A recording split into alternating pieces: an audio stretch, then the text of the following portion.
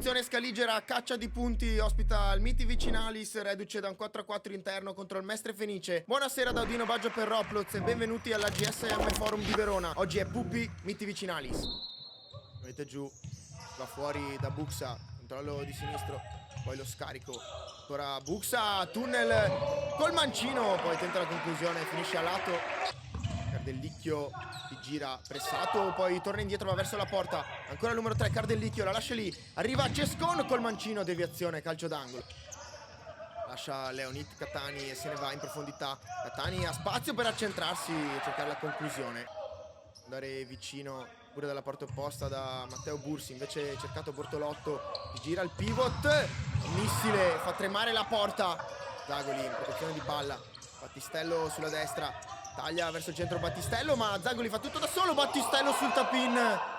Cosa Zanchetta, carico per Brian Orsi, una finta, se ne va sulla sinistra. Brian Orsi, 1-2, triangolo che si chiude con Zanchetta. Di nuovo Brian Orsi in mezzo da Zanchetta. Azione spettacolare del Miti. E Zanchetta la chiude alla grande, in scivolata cadendo da terra. Porta avanti la squadra di mister Roberto Del Negro alla GSM.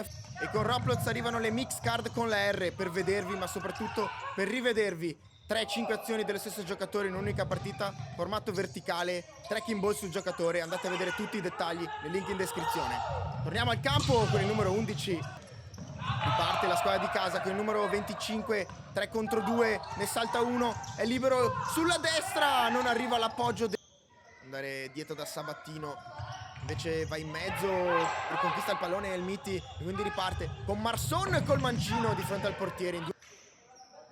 Lentamente il controllo della manovra, il Miti, Cardellicchio, una finta, si è liberato Brian Orsi, non marcato dalla difesa, è tutto solo, al tempo di scegliere Cardellicchio, mettere questa palla in mezzo e Brian Orsi la sfrutta, è 2-0 Miti. Correa, lungo per Baldassar, non marcato, allo spazio per andare Baldassar, conclusione fuori, basso, la lascia a Correa. Sempre una manovra lenta ma intelligente del Miti. Basso tenta la conclusione, la palla resta lì, insiste Baldassar, torna da basso, una finta ruleta, un'altra ancora Correa. Chiamato l'inserimento del compagno, però poi è andato centralmente sulla destra ora da Tomasin che carica il destro, chiude bene il palo Posarelli. Sabattino non giunge il compagno questo passaggio, quindi riparte il Miti. Tomasin in mezzo a 3. Tomasin si divincola, alla fine riesce ad andare a conclusione alta. Orsi pressato, 1-2, esce molto bene il Miti qui, scivolata dalla parte opposta, Cescon di fronte al portiere che forse la tocca. 1-2 che si chiude, Marson, la palla resta lì, Marson, il rimpallo vincente di fronte al portiere, la zampata di punta del numero 23 Michele Marson. Mette giù e va veloce Zande Giacomo sulla destra, la punta, palo, altro legno del Pupi. Tocco fuori, Sabattino, una finta, trova il mancino Bortolomiolo, poi anche a partire Cescon col tacco, serve il compagno, scivolata che non funziona, un altro legno basso dietro da Correa.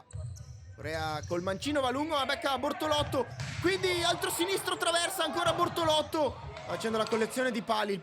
Sabattino larga a destra, poi verticalmente 1-2 che si chiude, ancora lo scarico, alla fine la conclusione vincente è del numero 18 Michele Campedelli, accorcia le distanze la squadra di casa.